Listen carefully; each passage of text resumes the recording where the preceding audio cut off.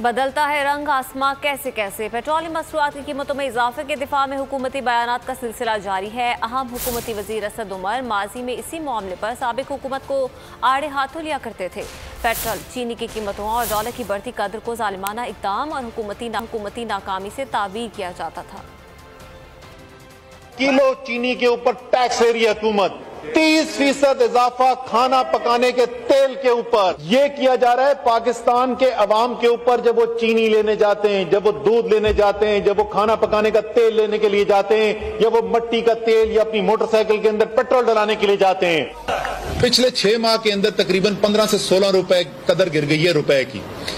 صرف روپے کی قدر گرنے سے اس وقت ہر پاکستانی خاندان جو ہے اس کے اوپر جو قرضے کا بوجھ ہے وہ اس 6 ماہ کے اندر 40,000 روپے سے زیادہ کا اضافہ کی عوام کے ووٹ لی ہوئی حکومت آئے گی جس نے ان تمام بلا واسطہ ٹیکسوں کو کم کرنا ہے۔